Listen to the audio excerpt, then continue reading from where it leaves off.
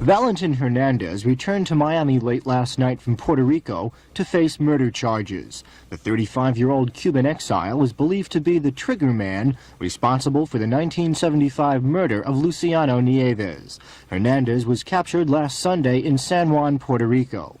Valentin Hernandez is believed by detectives to be one of the original members of the Cuban terrorist group calling itself Pragmatistas. The group is believed responsible for numerous acts of terrorism in South Florida, including the Nieves murder. Hernandez is also a suspect in the murder of Juan Jose Perillero, who was shot to death in January. Dade homicide detectives returned Hernandez to Miami last night under tight security, withholding the exact flight and time of his arrival. But detectives say they had another reason for special security. 47-year-old Jose Battle was returned to Miami from New Jersey, charged with the first-degree murder of Ernest Torres, who was killed on June 16, 1976. Torres' body was found stuffed in a closet in an Opelika apartment. Battle appeared before Circuit Court Judge Paul Baker this morning, but Baker ordered the Bay of Pigs veteran held without bond, pending a special hearing on Monday. Homicide investigators believe both Battle and Hernandez may be involved in other terrorist acts and are hopeful that the two may provide additional information about many of the unsolved murders and bombings in the Cuban exile community. Al Sunshine, Channel 4 News. And tells him, hey, play my room number, because the guy was a Bolita banker. Play my room number 257. That's a big place. I asked if we could go in and get a shot up there, but of course they won't permit it. The feds are very touchy about that. All right. All right. Okay, thanks. They call this guy the godfather of crime. How big is Jose Miguel Battle in Dade County crime? Does he control it all? He doesn't control it all, but he is the biggest organized crime figure living and operating here in South Florida, for sure. Really? Yes, sir. And he's a Cuban, and the Cuban mafia sort of controls everything here now. Well, a great deal of it. He mainly started out in New York, New Jersey, and still has his largest part of his operation in those areas. But he's been living here in South Florida since 1982. And during that time, most of his top people from New York, New Jersey, through law enforcement efforts up there, have moved to South Florida, mainly Dade County. The old mafia, the Italian mafia, is pretty much gone from here. I've found that they all moved to Broward, and guys like Battle are the godfathers now. Well, that's your population. Most of them are Hispanics here in Dade County, so therefore it's easier for them to operate like that. Some say that he controls a good portion of Dade County crime right from his jail cell in that building across the street. Well, yes, I've heard that too. For example, when he has a chronic kidney problem, and when he was at JMH getting treatments and staying there most of the time, some of his main people were hanging around that area there, and that caused the federal government to move him to this location. How can a man control organized crime in South Florida from a jail cell in the federal jail here? Well, that's been proven many times over with the known organized crime families from the Italian mafia. They've done the same thing. And so you do have visiting rights, and so it's telephone calls. It's easy to do that. So a man can control organized crime here in Dade County from that jail cell? Yes, sir, they sure can. And you think he does it? He still does it because it's in his blood. As long as he's alive, he's still the boss. Even though he's not out in the street, he has other people out there fronting for him, but he's the final word still. He's a real shadowy figure. You don't find many pictures of him. You don't see many things written about him. He's sort of like the old-time mobsters, keeping a low profile. Huh? Well, yes, he learned from the old-time mobsters, and he was in the late 60s up in New York, New Jersey, and he learned to let other people be close to the criminal activity for him, but he learned from them also to rule with iron fists, using threats, intimidation, and actual violence to control people. So what are the things that he's into in Dade County that he might control? Well, he's mainly, and has always been mainly, into gambling, illegal gambling, mainly Bolita, a term for illegal lottery, numbers, also sports bookmaking. But contrary to opinion of law enforcement for many years, He's also been involved in illegal narcotic shipments, financing boatloads, etc. Are there other guys like him in Dade County? Godfathers? No one's like him in Dade County. He's a top man, believe me. For example, we interviewed many federal prisoners who were serving 20, 30 years, one in New York for 50 years, prison sentences. And when we would ask them, what can they tell us about Jose Miguel Battle, one took out his false teeth and threw it at us. And of course, if they testified, they would get a reduction in sentence. No one wanted to testify against him. They'll say, ask me about somebody else. They're afraid they get killed even in jail. Well, that's true, and there was an incident here in 1989 when there was an actual attempt here in the South Dade Federal Prison to do such a thing. So what's the future hold for this guy? I mean, he's in on minor charges. Will he be back out on the streets before long? Of course, that's possible. The minor charges are better than no charges. He should be on major charges, including contract hit murders. But he fled the country because he thought he was going to get a charge like that. A fraudulent passport was used. He came back. When the raid on his home in South Dade was conducted, they found a firearm, which he was not supposed to have. He's a convicted felon. Yes, he may be getting out around September, October of this year, but hopefully there's still investigation going on which will prevent that. What should people who live in South Florida know about organized crime here in Dade County today as compared to Broward and compared to what it used to be? What's it like? Who controls it? Guys like Battle? Mainly Broward County, as you said before, has been the Italians. Battle is the main figure here in Dade County, but you don't hear much about organized crime anymore because people are looking at the street crime because that's where the citizens are more concerned about. But if you think about if there's $300 million in annual wagers on illegal lottery just in Dade County alone, that means they're in competition with the state of Florida lottery. The so-called money supposed to be going to education for our children. These people are in competition with that. So that's something that should not be overlooked. And then you're looking at all the other things. There's no Social Security out of these people's money, and no income tax are ever paid. And money laundering is rampant with these people. So along with the pay attention to the gangs and the street crime, these people should also be looked at too because they're part of the whole picture. Good. Okay. What about these drug guys like Falcone and who's? And they were saying, Sergeant Boyd, I had the table piled full of money. I had it made. I said, why didn't you just quit then? I just couldn't do it. It was in my blood. It was a thing everybody else was doing, so we kept on going, and we finally got caught. I checked with a couple of Bay of Pigs people if they knew this guy. They said, oh yeah, well, they knew him. He was in 2506. And they said he was a brave soldier, but they also knew his background. They knew he was a criminal. Yeah. They knew he was a thug. They knew he was knew Lansky and Traficante. They knew all about him. And then they were in jail with the guy too down in Cuba. So they were well aware of the, and apparently in the Bay of Pigs in that 2506, there were quite a few thugs in that group too. They weren't all like super patriots like if you look, I had a book which lists all the members of Brigade 2506, their rank, their unit, etc. Of course, I found Battle's name in there, but I found names of other people who I had either investigated for gambling but our narcotics unit had investigated for narcotics and for terrorism. Yeah. So they wanted to get back. They wanted to get in there and do what they did before with the gambling and so forth. Of course. So, I talked to Jimmy Blue Eyes Allo, and he's 94, still lives in Hallandale, same house since 1936. I wanted to interview him about Lansky, and we talked for a while. He said, "Nah, I just can't do it." Then I had a friend of mine, Ken Whitaker, who used to be with the FBI. He had one of his former guys call him and say, "Come on, the guys." Okay, that's what the. Was it Schwartz, the adopted son of... Stepson of it, yeah. Stepson, yeah. Overt in our investigation. Well, we had a difficult time, as you would expect, in any kind of investigation, these type people.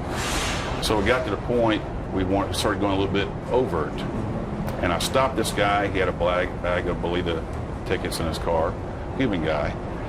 And I signed a property receipt. I named his name, who was a lower guy under battle. That Sergeant Boyd says, I know you work for him. And I also know that he worked for Jose Miguel Battle.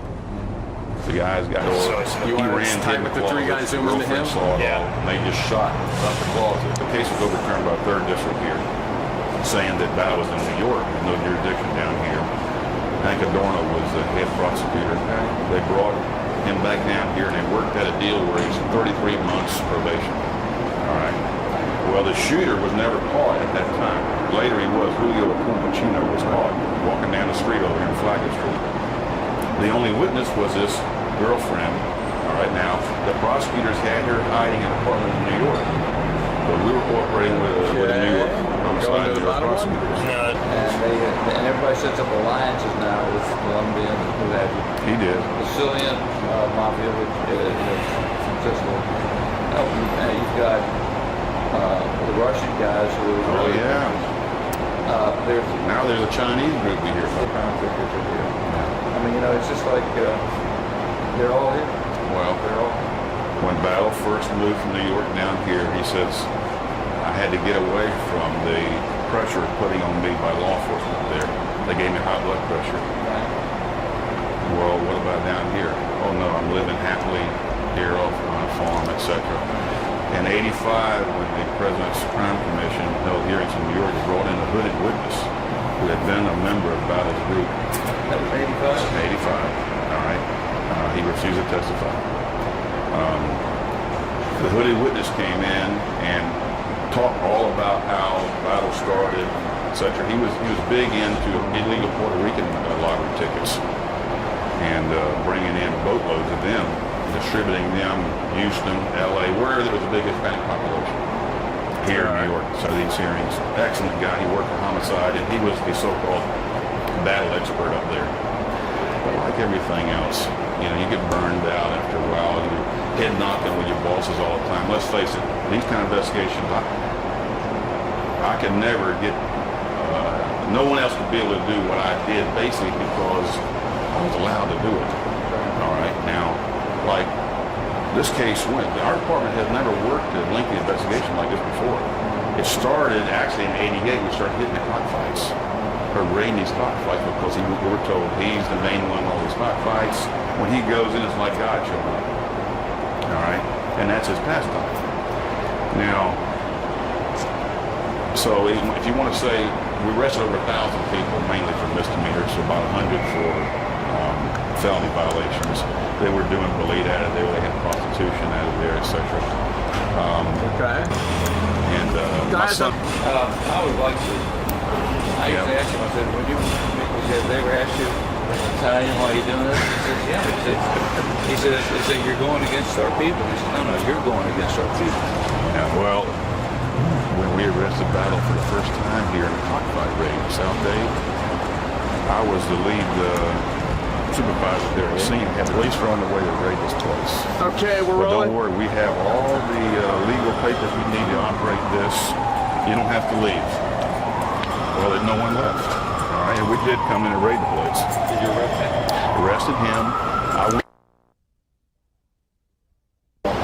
We're rolling. Go ahead. Lasky had a place up in Golden Isle, Canada, which he bought in 1959 for $40,000. Imagine a house at that time, but he financed it with a $36,000 mortgage. Right. Did you ever do anything with Lasky? No, just read about it, watch it. If you read his, I reread his for this story. I think they got him coming to the airport one time with some kind of medicine. Okay. All right, that's good.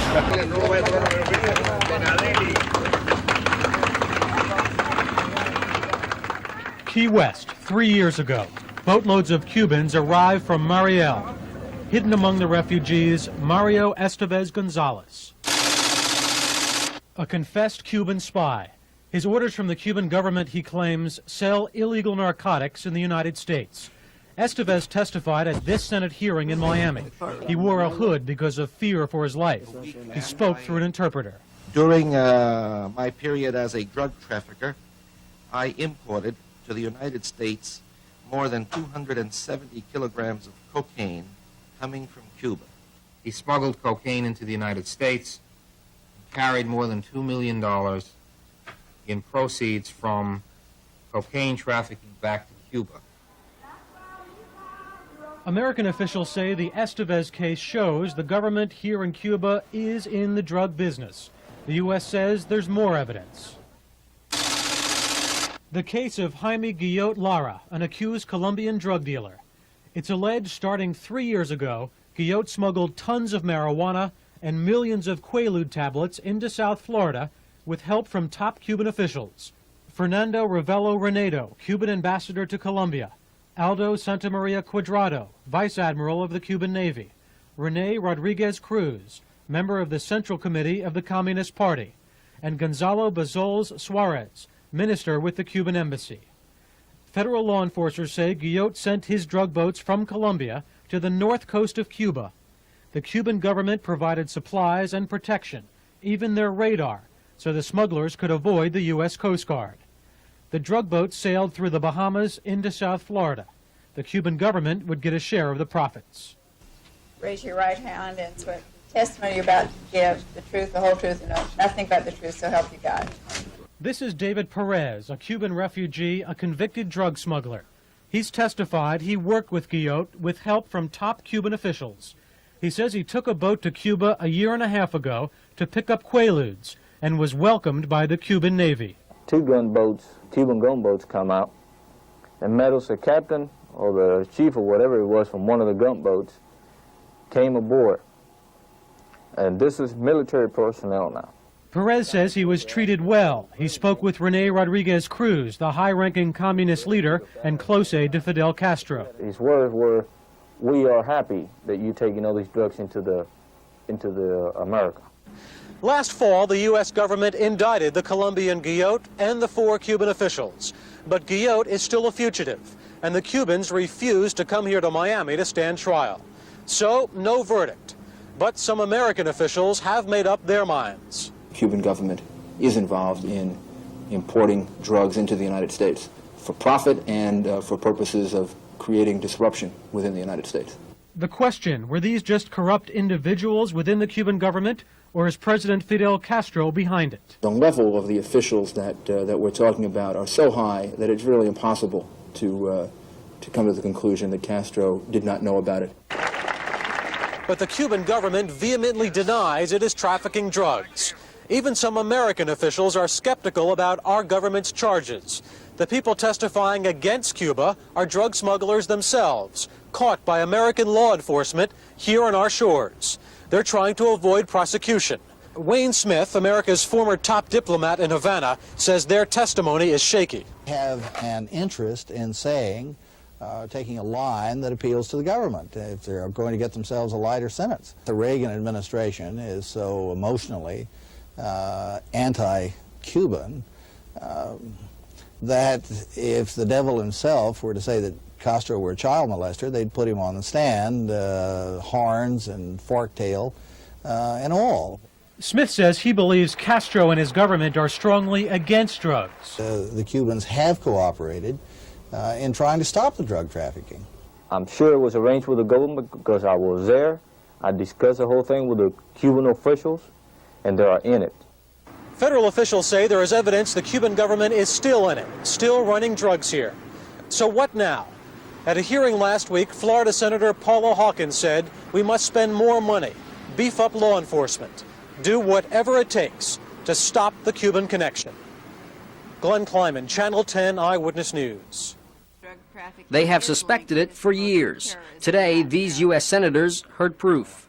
Proof that Cuban government officials, including Cuban Premier Fidel Castro, are exporting drugs to the United States, and with the profits, importing guns back to Central and South America. There's no doubt in my mind, sir, that the whole Cuban government is very aware of what they're doing, because during our conversation, one statement that Rene Cruz made to myself was that Fidel Castro himself was out in Central and South America doing other kind of work related to what we were doing there, and that they were happy that we were bringing the drugs into this country David Perez wears a hood over his head now because he fears for his life.